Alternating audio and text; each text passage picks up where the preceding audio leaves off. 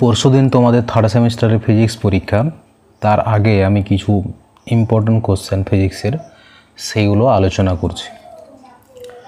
প্রথম কোশ্চেন যেটা, কিউ আধানকে কেন্দ্র করে আর ব্যাসার্ধের একটি বৃত্তাকার পথে একটি আধান কিউ ড্যাশকে একবার ঘোরানো হলে কৃতকার্যের মান কত হবে।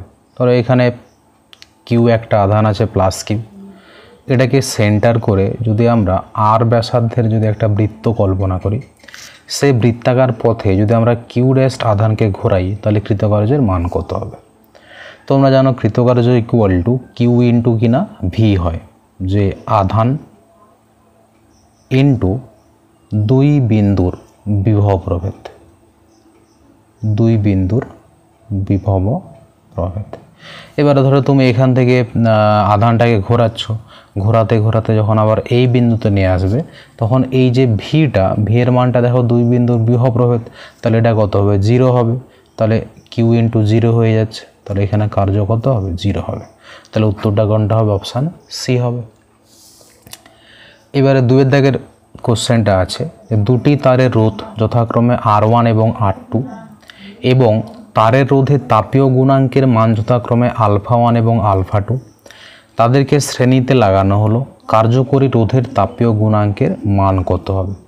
তাহলে R1 একটা রোধ আছে আর R2 একটা রোধ আছে, তাদেরকে যদি আমরা শ্রেণীতে যুক্ত করি তাহলে আমরা তুল্য রোধের মান কত পাই, যে R equivalent equal to R1 plus R2।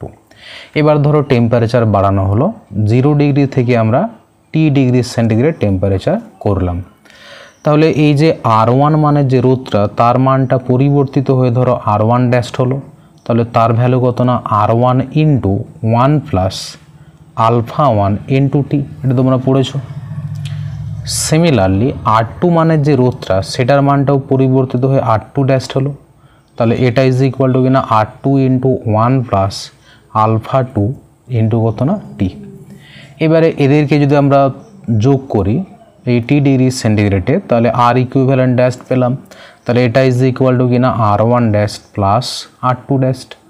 আর এটা যদি ক্যালকুলেশন করো তাহলে R1 plus R1 α1 into T plus R2 plus R2 α2 into কত না টি।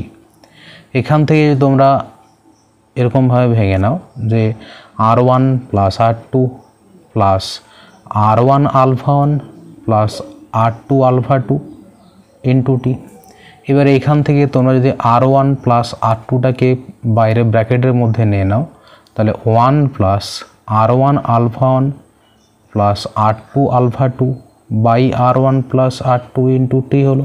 দেখো এই ফরম্যাটে চলে এসছে। তাহলে আমরা বলতে পারি এই ইকুয়েশানে এই যে মানটা, এটা কার মতো কাজ করছে, তাপীয় গুণাঙ্কের মতো কাজ করছে। তাহলে ভ্যালু কত পেলে, R1 α1 R2 α2 বাই কত না R1 প্লাস R2। তাহলে অপশান সি হচ্ছে অ্যান্সার।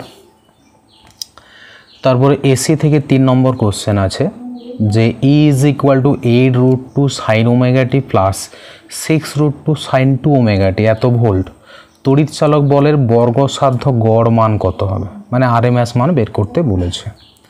আচ্ছা, যদি এরকম সমীকরণ থাকে তাহলে E ইজ ইকুয়াল টু দেওয়া আছে I1 sin ωt plus I2 cos ωt বা সাইন কস, যে কোনোটা ফাংশন যে কোনো জায়গায় থাকতে পারে।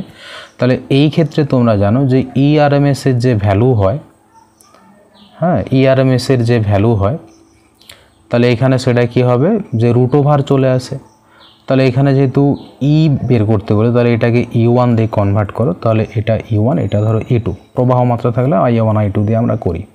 তাহলে এই ধরনের সমীকরণকে তোমরা যদি RMS মান বের করতে চাও তাহলে এখানে কি পাবে না, root over E1 square plus E2 square by কত না 2।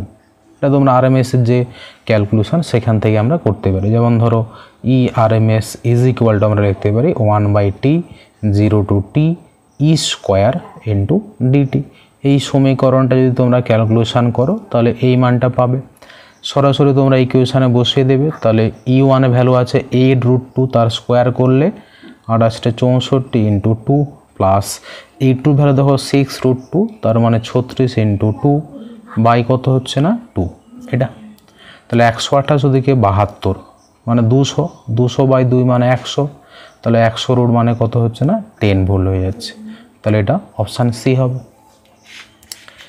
4 দাগের কোশ্চেন দেখো, অ্যাম্পিয়ারের চক্রীয় নীতির ক্ষেত্রে ম্যাক্সওয়েলের পরিবর্তিত রূপটি হলো। যে অ্যাম্পিয়ারে আমরা ত্রুটি পড়েছিলাম বা শর্টকামিংস পড়েছিলাম, সেটা কি, যে ডিসি কারেন্টের জন্য অ্যাম্পিয়ারের নীতিটা ঠিক আছে, যেটা আমরা পড়েছিলাম যে B.dl এটা ইজ ইকুয়াল টু μ0 × I পড়েছিলাম।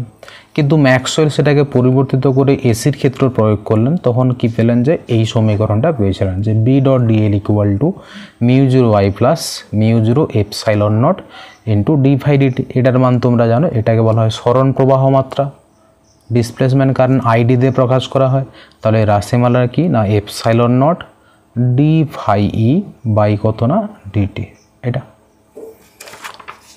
এরপরে 5 দাগের কোশ্চেনে চলে এসো, যে তড়িৎ চৌম্বকীয় তরঙ্গের তরঙ্গ দৈর্ঘ্য সবচেয়ে ছোট, তাহলে তরঙ্গ দৈর্ঘ্য সব থেকে ছোট মানে কম্পাঙ্কটা সব থেকে বেশি। তাহলে এই 3টা রশ্মির মধ্যে তোমরা জানো যে গামা রশ্মির কম্পাঙ্ক সব থেকে বেশি, তাই জন্য তার তরঙ্গ দৈর্ঘ্য সব থেকে ছোট হবে। আর যদি এটা বলতো যে ধরো তরঙ্গ দৈর্ঘ্য সব থেকে বেশি, তখন কার হতো, এটা রেডিও তরঙ্গ হতো। পরেরটাতে বোধহয় আছে, দেখো যে তড়িৎ চুম্বকের তরঙ্গের কম্পাঙ্ক সব থেকে কম, তাহলে কম্পাঙ্ক সব থেকে কম মানে কি ল্যামডা সব থেকে বেশি, আর ল্যামডা বেশি কার ক্ষেত্রে, রেডিও তরঙ্গের ক্ষেত্রে। এবার একটা সার্কিট দেওয়া আছে, এ বি বিন্দুর মধ্যে বিভব প্রভেদের মান বের করতে বলেছে। দেখো এটা হচ্ছে এ বিন্দু, এটা বি বিন্দু, মাঝখানে 10 ভোল্ট ব্যাটারি লাগানো আছে, 2 ওহমের রোধক লাগানো আছে, হ্যাঁ, তারপরে ধরো এদিকে 12 ভোল্টের একটা ব্যাটারি লাগানো আছে, 2 ওহম লাগানো আছে, এদিকে কারেন্ট আসছে কত না 2 অ্যাম্পিয়ার। আচ্ছা, এইবার আমরা এখানে কি করব না পয়েন্ট কল্পনা করে নেব, এই পয়েন্টগুলো আমরা কল্পনা করে নেব। এটাকে আমরা সি পয়েন্ট ধরলাম, এটাকে ডি পয়েন্ট ধরলাম, এটাকে ই পয়েন্ট ধরলাম, এটাকে এফ পয়েন্ট ধরলাম। যেই দিক থেকে কারেন্ট আসছে সেই দিক থেকে আমি ক্যালকুলেশন করব, ওহমের সূত্রকে আমরা কাজে লাগাবো। দেখো বি আর সি বিন্দুর মধ্যে কোনো তড়িৎ উপাদান নেই, তাহলে এখানে কোনো বিভব প্রভেদ থাকবে না। বি আর ডি বিন্দুর মধ্যে দেখো একটা বিভব প্রভেদ আছে, তাহলে ভিবি মাইনাস ভিডি এটা is equal to I into R. তাহলে আয়ের ভ্যালু কত না 2, আর এর ভ্যালু কত না 2, তাহলে এটা কত 4 হচ্ছে। এবার আমরা ডি আর ই বিন্দুর মধ্যে পার্থক্য দেখব, যে ভিডি মাইনাস ভি, যেহেতু পজিটিভ মেরুর সঙ্গে ডি বিন্দু যুক্ত আছে, নেগেটিভ মেরুর সঙ্গে ই বিন্দু যুক্ত আছে, তার মানে ডি বিন্দুর বিভবটা ই এর থেকে বেশি হবে। তাহলে ভিডি মাইনাস ভিই এটা ইজ ইকুয়াল টু কত না 12।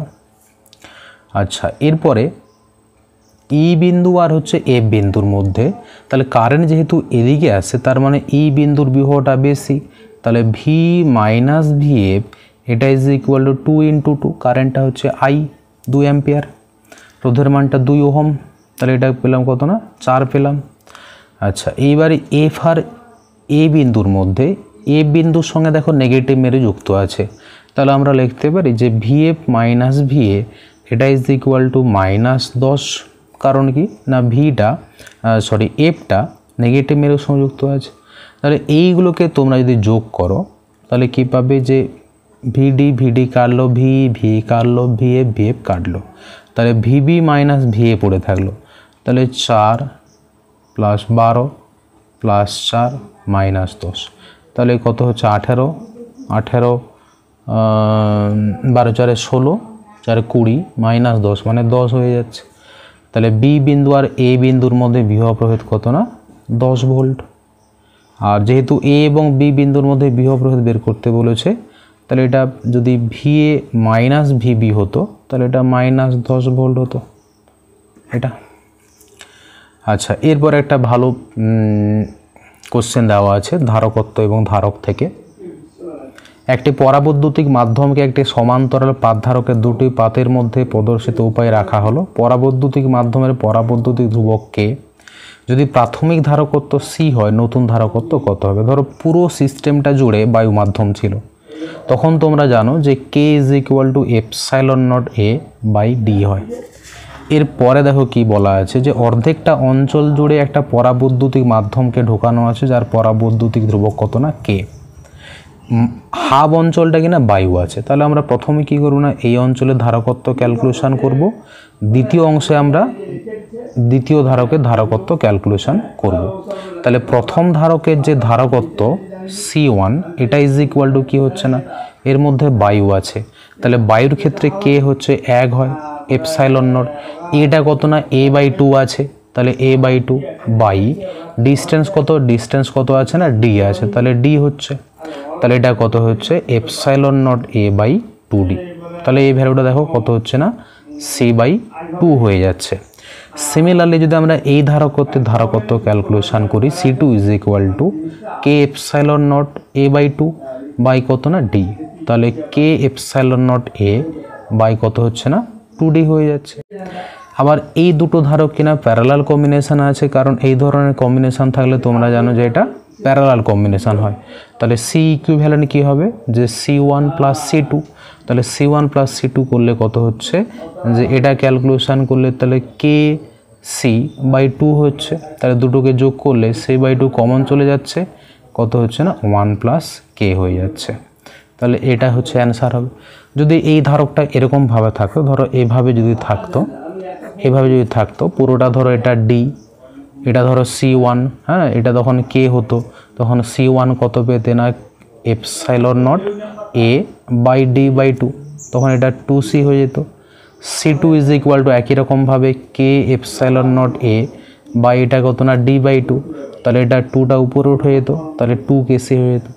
তখন আমরা কি সিরিজ করতাম যে 1/c is equal two 1/c1 plus 1/c2, এই ধরনের ক্যালকুলেশন করে আমরা তুল্য ধারকত্ব পেতাম। তাহলে এই দুটো জিনিসকে একটু মাথায় রাখবে। চলো দেখা হচ্ছে পরের ভিডিওতে।